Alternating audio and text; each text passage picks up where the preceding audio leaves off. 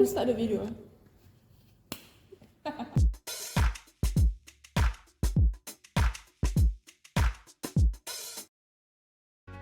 11. Beauty of Arabic Calligraphy. My name is Hadi Irfan and I'm currently learning Arabic Calligraphy for the past 5 years, since 2019. MashaAllah, this is a very good question actually, because it actually delves into the history of Islam, the history of the religion itself.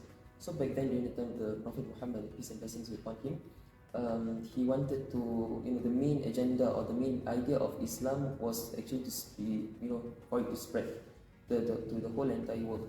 So because of that, during the time of the Khulafa Rashidin, the Khalifa or the Caliph, they pushed on the importance of having to spread the religion itself. Hence, during that moment of time, Islam spread to many different countries. And so because of that, when having that to do da'wah and to bring Islam to those parts of the world, they also had to bring with them the Arabic culture. So henceforth, that's the reason why nowadays we've seen many Islamic calligraphy, Arabic calligraphy being evolved into different scripts. So for example, there's Kufi Mushafi, there's Riq'a, and many other scripts that actually exist now in the modern world.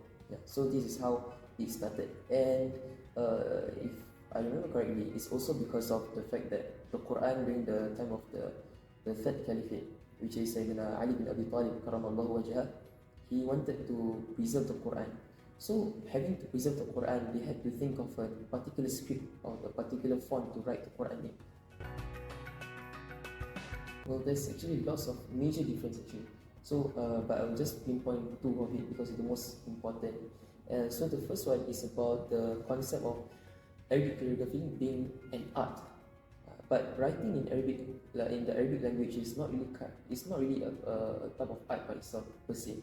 Because, for example, using Arabic calligraphy, it infuses the idea of the golden ratio, if you've ever heard of it, and also even having intricate patterns. Like sometimes you were to see in the website, in any website, or even in Google image itself, if you were to type in Arabic calligraphy, you might see images of a person riding a horse. Written in Arabic, being filled with Arabic calligraphy and whatsoever. So that is a type of art itself.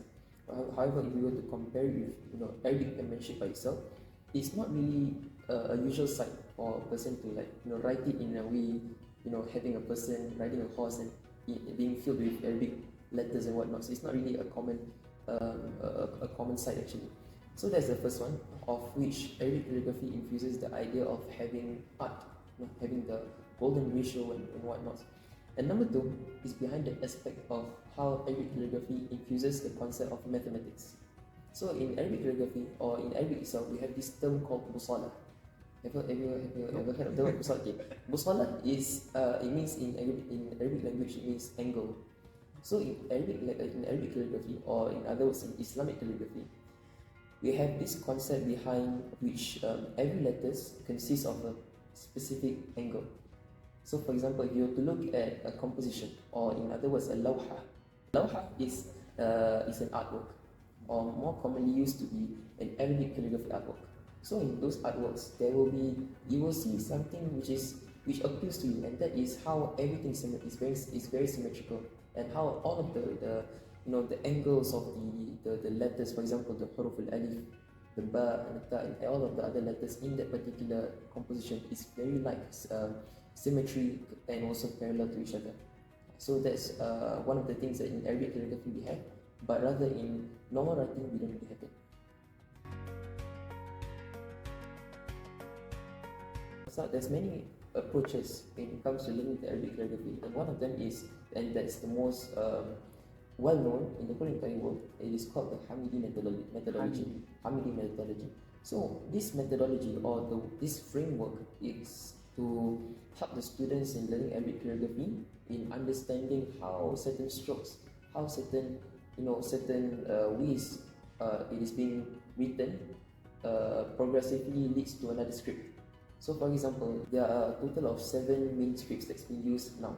So, and they are according to the Hamme Methodology, the ranking of it, the first one being Riq'a, followed by Diwani, then followed by Diwani Jali, followed by Nasta'liq, okay, and followed by thuluth, and lastly nasakh.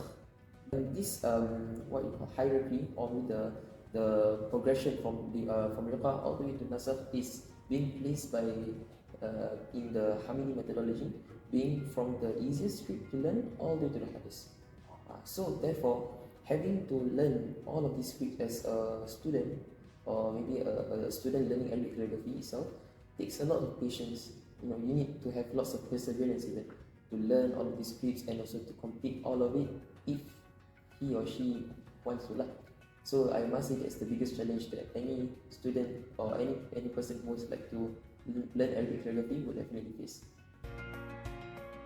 I remember during the time of Maulid, I think it was early November this year, so some of the mosques in Singapore, they actually have opened up some introductory Arabic courses, Arabic calligraphy courses.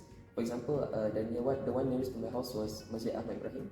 There was a course led by one of the Arabic calligraphers in Singapore, and he taught the basic Riqah script and whatnot. So this would be, I believe, is a very good example and a very good initiative for layman people, for any layman in Singapore especially, to have a head start in learning Arabic calligraphy. And once after going for these short courses, then maybe perhaps one can actually explore and go into a long time process, specializing in an Arabic calligraphy script. For example, some institutions that one can actually look into. For example, one of them is Bustan Khat, or even my own teacher. He also has opened up some classes, for example, and his company or his website is called Alawi Artworks. Under Ustaz Muhammad Alawi. So anyone can actually go for these short courses or even these long courses for the sake of learning Arabic calligraphy. When I first started my first lesson, doing the doctor, it took me one whole page to really master it. Not master, but one whole page to correctly read it. So this is one dot, north south. If two dots most of the time is ni. So the top ni, between this is one dot. The measurement. Terlalu banyak satu, dua dot dah.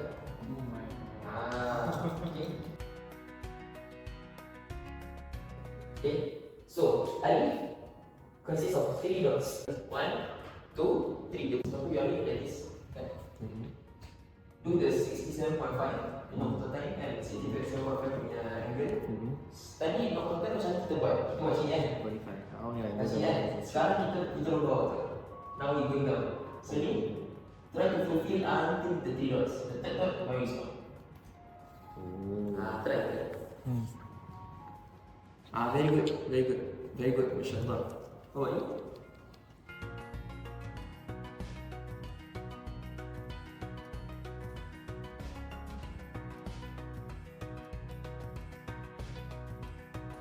Let's do this all over. So these are all of the measurements that I use.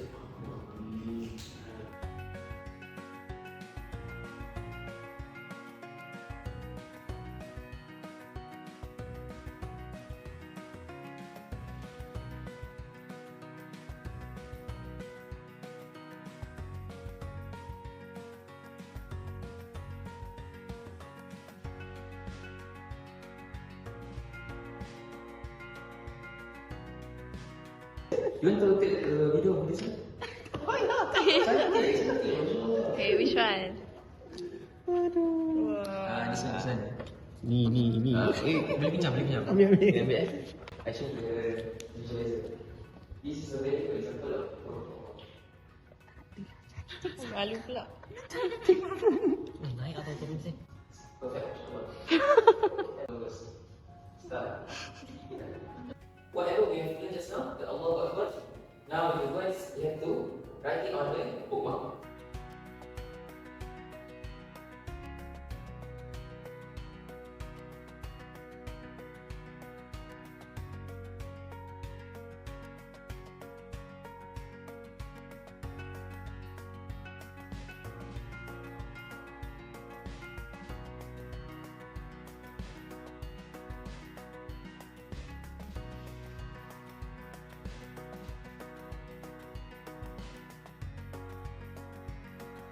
I think it was very fun.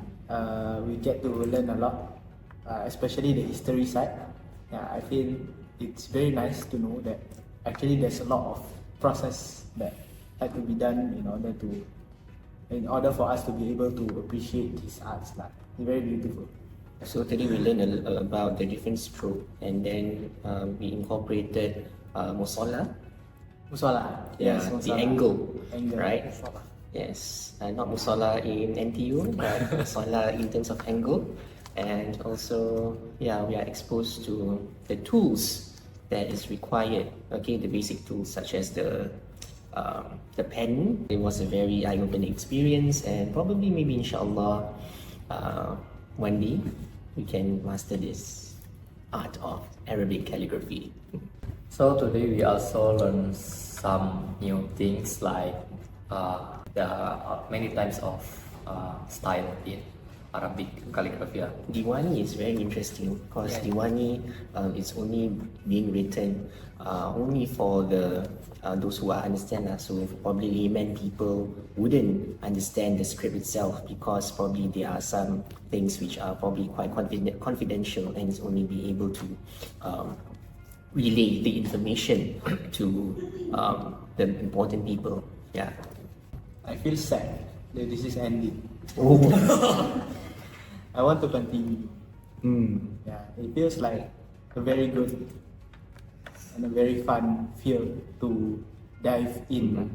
Yeah, but at the same time, like seeing all the different scripts is like it's a bit intimidating, but it also means that there's a lot to learn there. Beginning, I feel this is a bit challenging because this is the first time I write calligraphy, Arabic calligraphy, but it turned out to be the fun experience.